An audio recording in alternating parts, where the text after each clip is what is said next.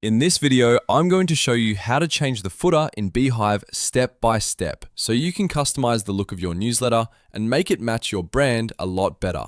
Whether you want to update the footer background, change the text color, switch the font, or adjust the border styling, this walkthrough will make the whole process quick and easy. If this tutorial helps you out, make sure to hit the like button and subscribe for more simple Beehiiv tutorials. Alright, let's jump right in. First, log into your Beehiiv account. Once you're inside your dashboard, click Start Writing and open a newsletter draft. This is important because the footer settings are accessed from the newsletter editor, not just the main dashboard.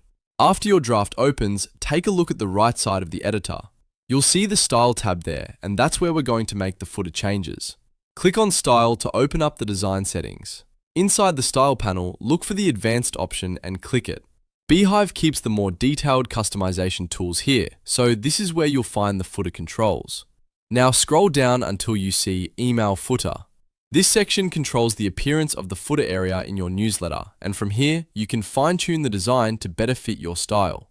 Start by changing the footer background color. Pick a color that works well with your overall newsletter layout and makes the footer feel clean and consistent. Next, change the text color so your footer text is easy to read and visually matches the rest of the email. After that, adjust the font family. This lets you choose a font that fits your brand voice, whether you want something modern, simple, professional, or more creative. Then move on to the border settings. If your footer has a border, you can adjust it to make the design feel softer, sharper, or more polished, depending on the look you want. Once you've made all your changes, click Save to apply the updated footer settings. Saving is the key step that locks in your design choices, so don't skip it. After that, click Preview so you can review the footer and make sure everything looks exactly how you want it. This is the best way to catch any color issues, spacing problems, or font choices that may need one last adjustment. And that's it, you've now learned how to change the footer in Beehiiv.